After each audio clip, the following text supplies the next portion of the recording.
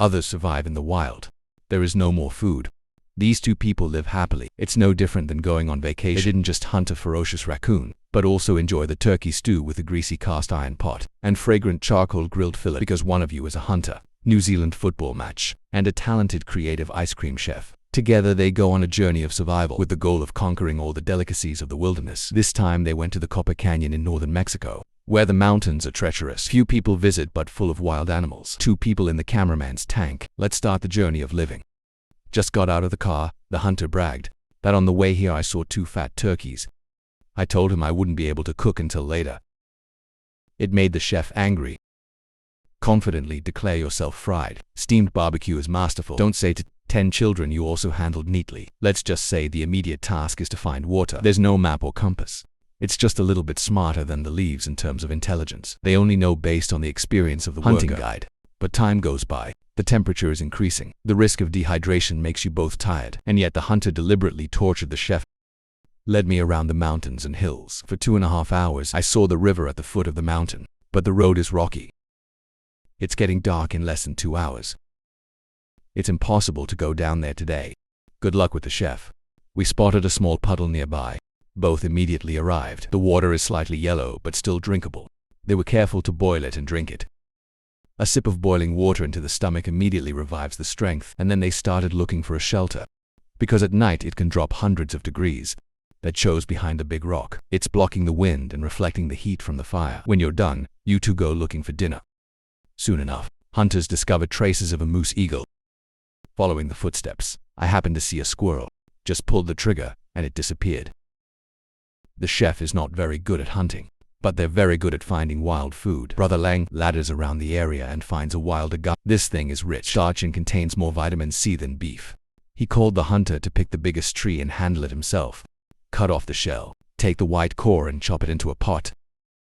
It's a delicious meal in the wild. Born to taste a piece, they found it a little bitter. But with principle, if hunters are not fooled, they will suffer. The chef tried not to look. Give the hunter a piece. Waiting for the hunter to chew. Just praise it and say it. It was so bitter that hunters rushed to spit it out, because the bitter taste shows that the agave has not been cooked. The toxic substances inside have not been dissolved, and it wasn't long before the hunters started vomiting. Severe diarrhea. I almost threw up my intestines. I can't believe I was poisoned again. I'm in pain asking a soulful question. The chef can only laugh. The next morning to atone for the chef's early rise, I don't know where to find a handful of pine nuts chopped and boiled into pine leaf tea. The hunter took a sip of hot water, immediately with a satisfied smile. There is nothing better than having a wife like this. When the body recovers a little, hunters are out hunting for food. Hit a squirrel with a leaf. But unfortunately, it's a little tight and it runs away. While I still regret, the chef is not free.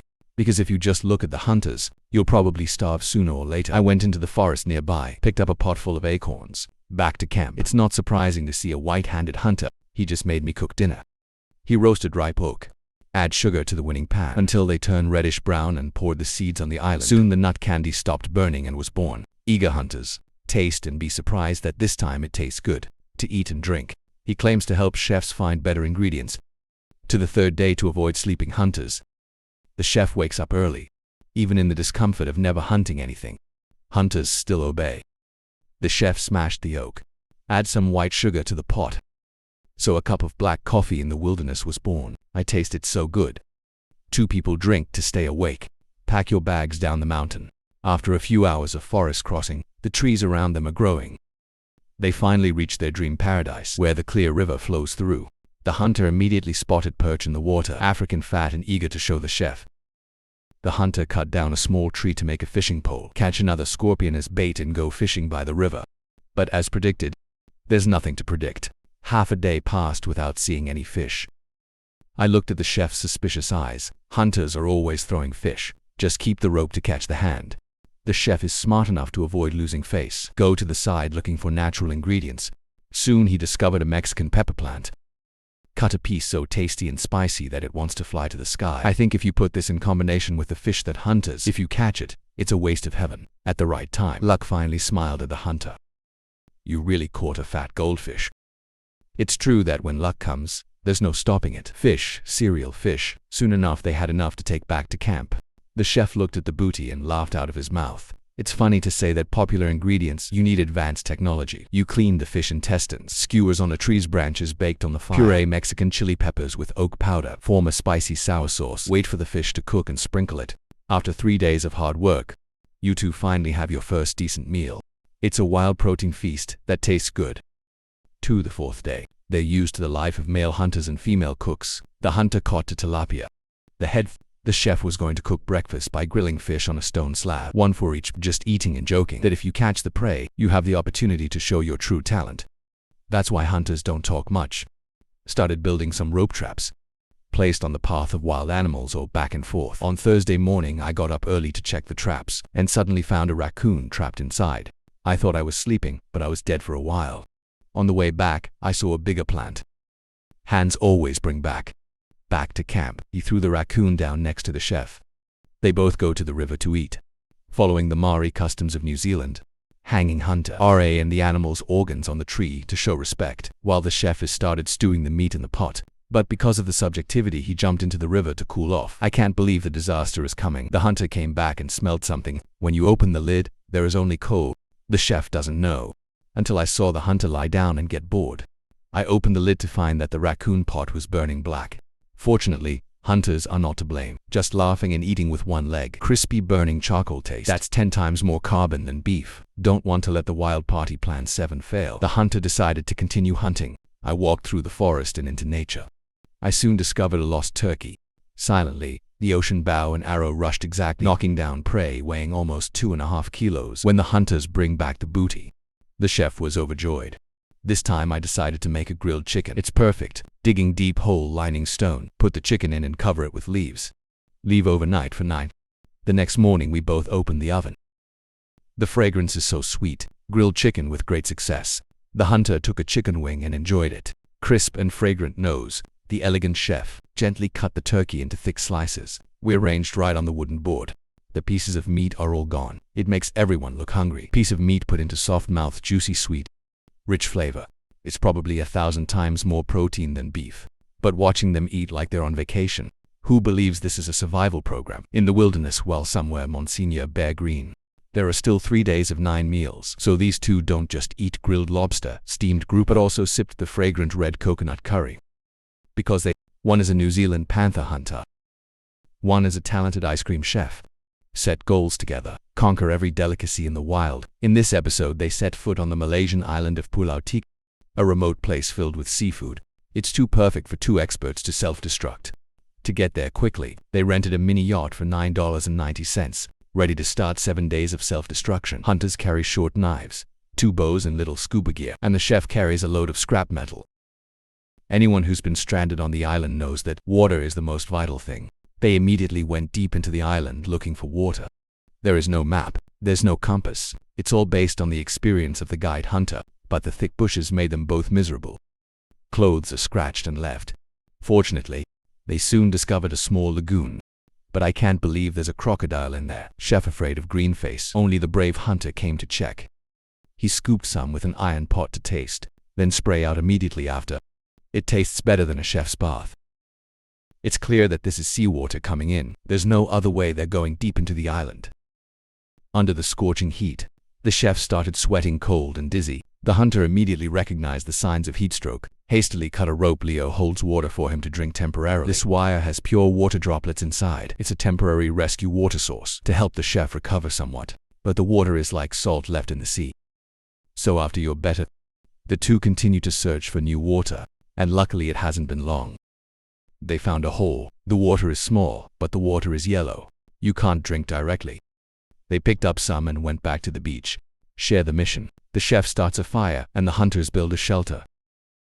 After drinking some boiling water, both quickly regain their strength. Take advantage of the dark afternoon sky. The hunter caught some hermit crabs on the sand as bait. Try your luck. But I don't know if it's because of poor workmanship or the fish has melted. I couldn't catch any of them all afternoon. Hungry overnight. The next morning, the hunter go out to sea with determination to catch some fresh fish. The chef goes deep into the island looking for food.